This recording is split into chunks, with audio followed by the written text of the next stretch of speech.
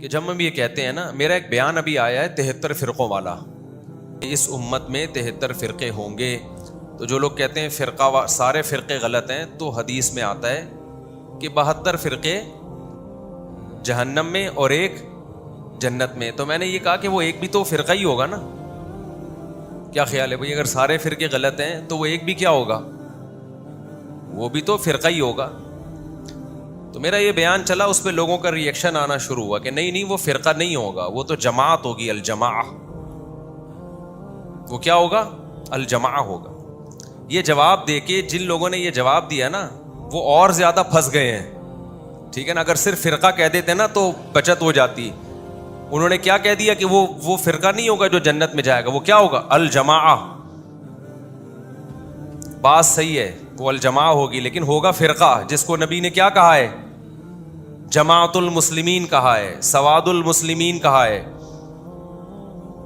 نبی صلی اللہ علیہ وسلم نے فرمایا ایک جنتی 72 جہنمی. جو ایک ہے وہ باقاعدہ جماعت ہوگی مسلمانوں کی، وہ 2-4 لوگ نہیں ہوں گے.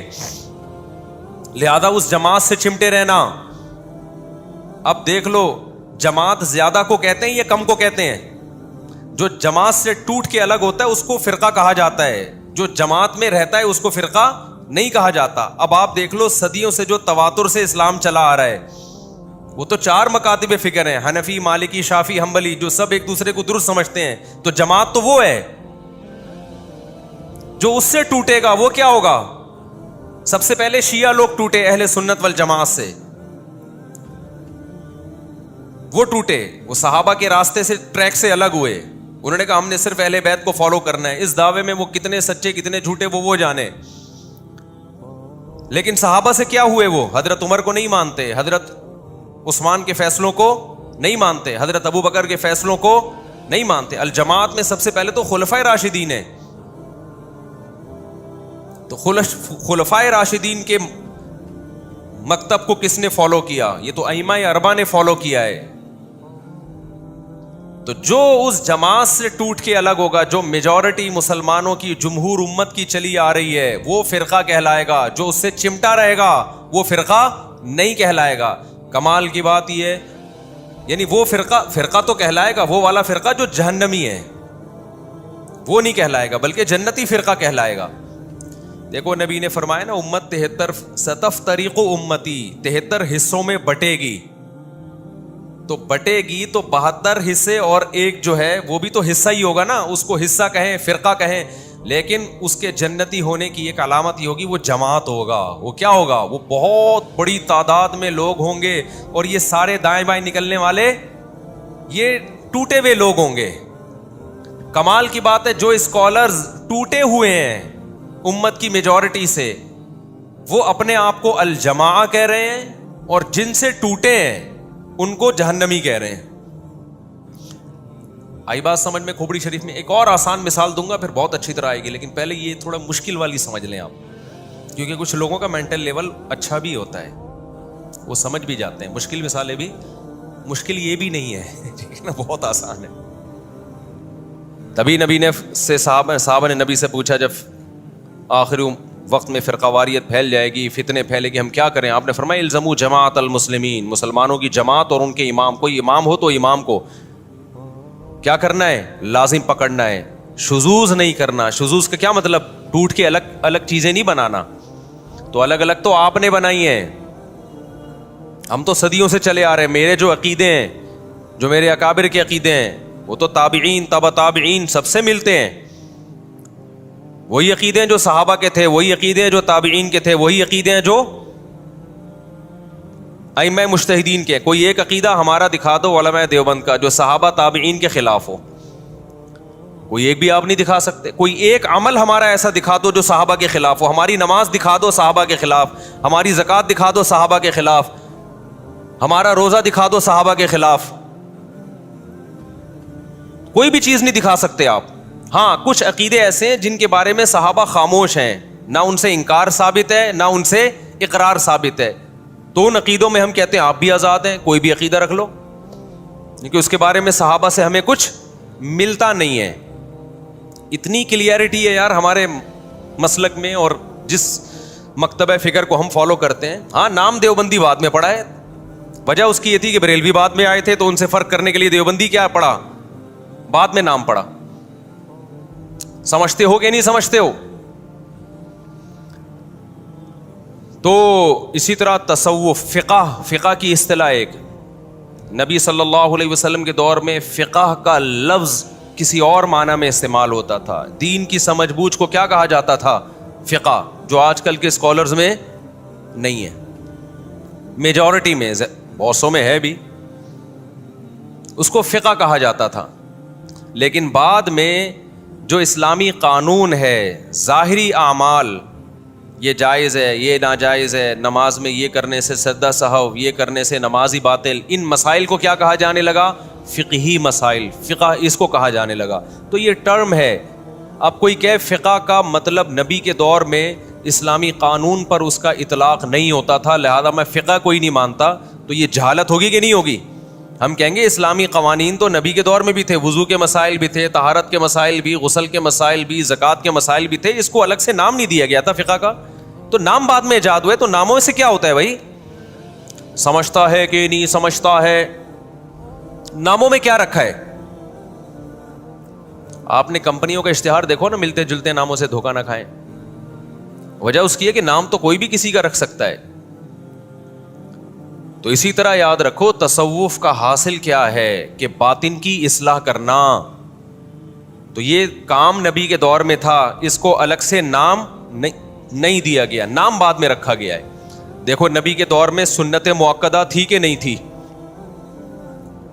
صحابہ کچھ سنتوں کو بڑے اہتمام سے پڑھتے تھے اور کچھ سنتوں کو زیادہ اہتمام نہیں کیا کرتے تھے. بعض لوگوں نے سنت مؤکدہ ہی کا انکار کر دیا, یہ بھی جہالت ہے کہ بس 5 نمازیں فرض ہیں, سنت مؤکدہ کی کوئی حیثیت نہیں ہے. ایسے لوگوں سے الزامی دلیل سے بات کیا کریں.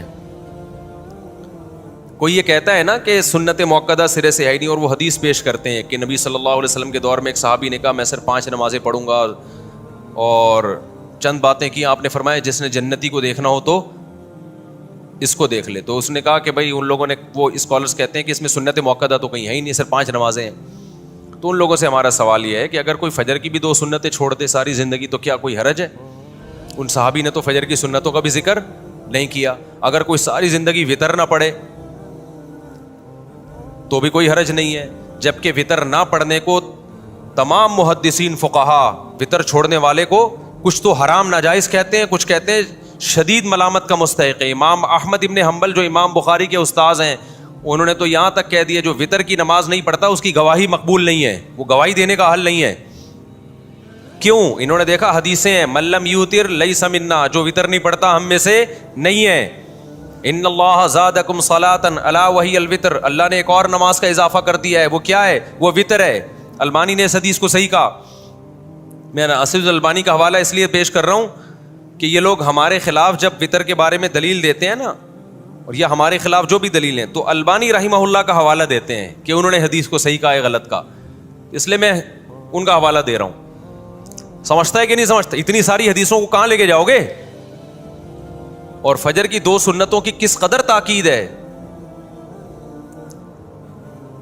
اور چلو اگر سنت مؤکدہ کا اسلام میں کانسیپٹ ہی نہیں ہے, کوئی کانسیپٹ نہیں ہے, فرض ہے یا عام سنت ہے, تو میرا ایک سوال ہے, فجر کی 2 رکعتوں میں ہم چھوٹی قرات کرتے ہیں یا لمبی قرات کرتے ہیں؟ بولو نا. لمبی قرات ہے نا, مغرب کی نسبت فجر کی نماز چھوٹی ہوتی ہے یا لمبی ہوتی ہے قرات میں؟ آپ مجھے بتاؤ, آپ کا امام اگر فجر کی پہلی رکعت میں انا اعطیناک الکوثر پڑھے اور دوسری میں قل واللہ احد پڑھے اور یہی معمول بنا لے, آپ برداشت کر لو گے امام کو کہ بھائی تو مغرب ایسے پڑھا رہا ہے جیسے فجر ایسے پڑھا رہا ہے جیسے مغرب؟ آپ اسے جواب میں یہ کہہ سکتے ہو کہ یہ فرض ہے, فجر کی 2 رکعت جو پڑھی جائیں گی ان میں لمبی قرات کیا ہے؟ فرض ہے. آپ یہ کہہ سکتے ہو امام کو؟ فرض تو نہیں ہے, اگر فرض ہوتی تو پھر انا اعطینا سے نماز ہوتی نہیں. آپ جواب میں یہ کہو گے بھائی یہ سنت ہے, فجر کی 2 رکعتوں کو طول دینا کیا عمل ہے؟ سنت عمل ہے. انا اعطینا آپ مغرب میں پڑھ لیں. چلو کبھی کبھار فجر میں ہو جائے, سفر میں آپ تھے یا کہیں تھکاوٹ تھی تو ایک الگ بات ہے. نارملی فجر میں لمبی قرات کرنا سنت ہے. جواب میں وہ یہ کہے کہ سنت ہے نا, کوئی فرض واجب تو نہیں ہے. جواب میں وہ یہ کہے کہ سنت ہے نا, کوئی لازم تو نہیں ہے نا. آپ نے کہا ہاں جی ہم نے تو بعض اسکالرس کو سنا ہے کہ یا تو فرض ہوتا ہے یا سنت, سنت موقدہ تو کچھ ہوتا ہی نہیں ہے. آپ کو ہاں سنت ہے تو کیا جب ضروری نہیں ہے. ان صحابی نے تو کہا تھا 5 نمازیں فرض ہیں, 5 نمازیں کیا ہیں, فرض ہیں. تو میں یہ 5 نماز پڑھ لی نا میں نے فجر کی, ہو گئی نا. انا اعطینا سے بھی تو ہو گئی نا.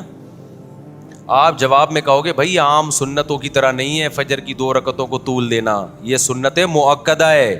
نبی نے ہمیشہ فجر کی 2 رکعتیں لمبی پڑھی ہیں. تو بتا دیا کہ فجر پڑھنے کا اوریجنل طریقہ یہی ہے. تو جیسے فجر کی 2 رکعتوں کو طول دینا, لمبا کھینچنا عام سنت نہیں ہے بلکہ سنت مؤکدہ. جو امام یہ کام نہیں کرے گا قابل ملامت ہوگا, اس کو امامت سے نکالا بھی جا سکتا ہے. یار تو روزانہ انا اعطینا سے فجر پڑھا رہا ہے, یہ کیا کر رہا ہے بھائی؟ انا اعطینا پڑھتا ہے, دوسری میں قل اللہ پڑھتا ہے, یہ فجر ہے یا مغرب ہے؟ یہ سمجھ میں نہیں آ رہا کیا کر رہا ہے. وہ کہے کہ فرض واجب تو نہیں ہے نا, اسے کہا جائے گا سنت مؤکدہ ہے. اور جو سنت مؤکدہ کو چھوڑ دیتا ہے وہ قابل ملامت ہوتا ہے اور واجب الاخراج ہوتا ہے. آپ پتلی گلی سے نکلو, ہم کوئی تمیز کا امام لائیں گے جو فجر تمیز سے پڑھائے. تو اسی طرح جیسے نماز کے اندر کی کچھ سنتیں عام سنتیں, کچھ سنتیں مؤکدہ ہیں, ایسے ہی نماز کے باہر کی بھی سنتوں میں کچھ عام ہوتی ہیں, کچھ سنتیں مؤکدہ ہوتی ہیں. تو فجر کی جو 2 فرض ہیں, اب میں ایک اور مثال آپ کو دیتا ہوں. فجر کے 2 فرض امام آ کے پڑھاتا ہے, اس سے پہلے نہ گھر میں سنتیں پڑھتا ہے نہ مسجد میں آ کے پڑھتا ہے. ڈائریکٹ گھر سے آیا مصلی پہ کھڑا ہو گیا نا. آپ نے 1 مہینہ دیکھا یار امام صاحب سنتیں نہیں پڑھتے, آپ نے کہا گھر پہ پڑھتے ہوں گے, زیادہ نیک ہیں یہ, گھر پہ پڑھ کے آتے ہوں گے. آپ نے پوچھ لیا امام صاحب ماشاءاللہ بڑی خوشی ہوئی, آپ فجر کی 2 سنتیں ہمیشہ گھر پہ پڑھتے ہیں ماشاءاللہ. وہ امام نے کہا نہیں میں گھر پہ نہیں پڑھتا, آپ کو غلط فہمی ہوئی ہے. آپ کہیں گے پھر مسجد میں تو نظر نہیں آئے. تم نے کہا میں پڑھتا ہی نہیں ہوں, کیونکہ ہم نے فلاں فلاں فلاں کا بیان سنا ہے, اس میں کہ 5 نمازیں فرض ہیں, سنتیں بولو, پڑھ لو, نہیں پڑھو نہیں پڑھو. پوری دنیا میں کہیں بھی چلے جاؤ نا, کوئی بھی ایسے امام کو چھوڑے گا نہیں. کہا جائے گا یہ جو 2 فرض کے ساتھ پچھلی 2 سنتیں ہیں یہ تمام سنتوں میں سب سے زیادہ مؤکد سنتیں ہیں. تبھی بعض ائمہ کی رائے تو یہ ہے کہ اگر جماعت کھڑی بھی ہو جائے تو آپ مسجد کے باہر 2 سنتیں پڑھ لیں, بشرطے کہ آپ کو جماعت میں شامل ہونے کا یقین ہو. بعض حضرات کی یہ بھی رائے ہے ان کی تاکید کی وجہ سے, اور بعض صحابہ سے ثابت ہے کہ چھوڑتے نہیں تھے کسی قیمت پہ. تو بس چند ایک حدیث یہاں سے ملی, ایک وہاں سے ملی, اٹھا کے پورے کلپ بنا کے لوگ کیا کر رہے ہیں, ڈال رہے ہیں. ضلوا واضلوا, حدیث میں جو آتا ہے نا کہ قرب قیامت میں ایسے لوگ ہوں گے جو خود بھی گمراہ ہوں گے اور دوسروں کو بھی گمراہ کریں گے. تو سنت مؤکدہ کا لفظ ہمیں قرآن و سنت میں نہیں ملے گا, یہ ایک ٹرم ہے, لیکن سنت مؤکدہ ملے گی, یہ لفظ نہیں ملے گا. صحابہ کے دور میں یہ اصطلاحات نہیں تھیں.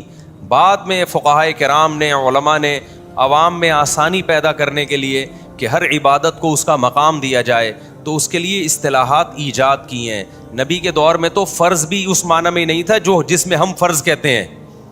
سنت کو بھی فرض کہا گیا ہے اور فرض کو سنت کہا گیا ہے.